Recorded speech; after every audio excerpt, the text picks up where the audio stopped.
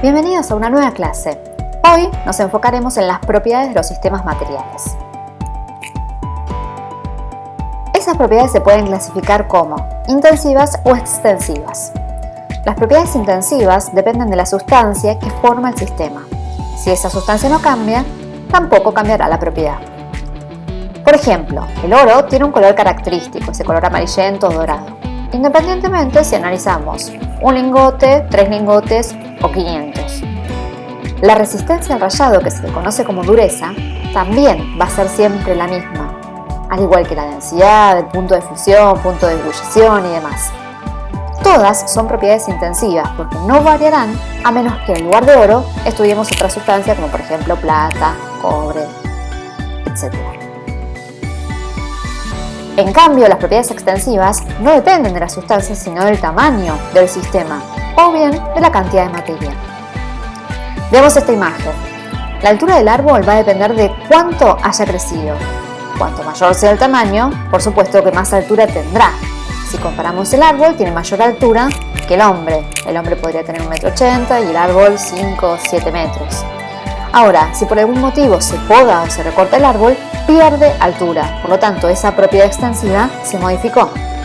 Decimos entonces que la altura, así como la longitud, la masa, el volumen, peso, superficie, entre otras, son propiedades extensivas. Si analizamos estas imágenes, ¿a qué tipo de propiedad harán referencia? En el primer caso, agua hierve a 100 grados. ¿Cambia si nosotros tenemos una olla llena de agua a, por ejemplo, un hervidor con agua? ¿El punto de ebullición es diferente?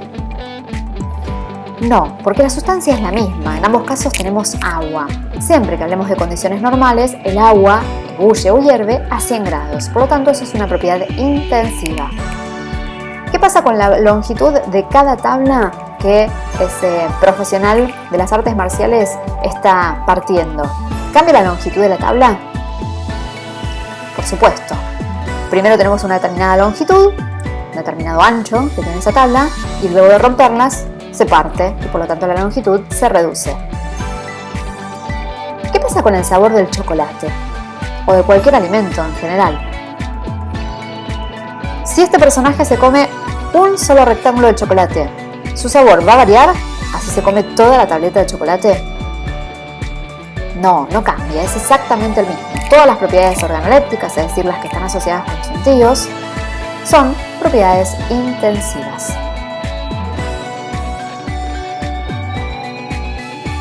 Veamos algunas propiedades de los materiales sólidos. La dureza es la resistencia al rayado, es decir, cuánto pueden penetrarse los materiales entre sí. A veces confundimos duro y lo asociamos siempre, por supuesto, al material sólido, pero duro no significa fuerte, sino que estamos hablando entonces de si ese material puede rayar otros o si puede ser rayado a sí mismo por otros. En el caso del diamante, es el material con mayor dureza que existe. Hay una escala que se denomina escala de Mohs, en donde mide, con una determinada valoración, la dureza de distintos materiales. La rigidez es la capacidad de un sólido de soportar pesos sin deformarse. Si un material es rígido, nunca va a poder ser elástico. Acá tenemos, por ejemplo, el hierro, que ayuda a hacer las estructuras de las edificaciones. La maleabilidad es la plasticidad que permite hacer láminas con un material por estiramiento.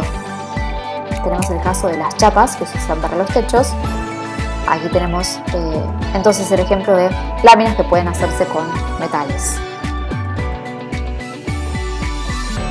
La ductilidad es la propiedad que permite hacer alambres o hilos por deformación, en el caso de los cables o las cadenitas en joyería. Luego tenemos la fragilidad, es la capacidad de los materiales de romperse o fracturarse con cierta facilidad. No es lo contrario de duro o de dureza. Un vidrio es frágil. La elasticidad es la deformación de un sólido por acción de una fuerza. Puede recuperar el estado original una vez que la fuerza termina. Es es el caso de las banditas elásticas o las gomitas del pelo. Después tenemos las propiedades de los materiales líquidos y gaseosos. Así aparecen, por ejemplo, la fluidez, es la capacidad de los gases y líquidos para desplazarse, pues las partículas presentan reducidas fuerzas de atracción. Ahí tenemos el caso de una gaseosa que es hervida.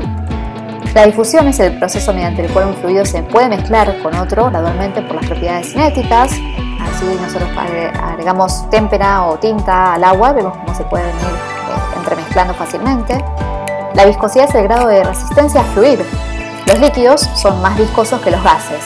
Un ejemplo de alta viscosidad es la miel, en contraposición con el agua, por ejemplo. También tenemos a la miscibilidad, que es la capacidad de dos o más materiales líquidos para mezclarse entre sí y formar una o más fases. Aquí tenemos un ejemplo entonces de líquidos que en este caso son inmiscibles.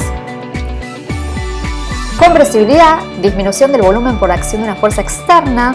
Los gases son muy compresibles porque el espacio, como veíamos antes, entre esas partículas es importante.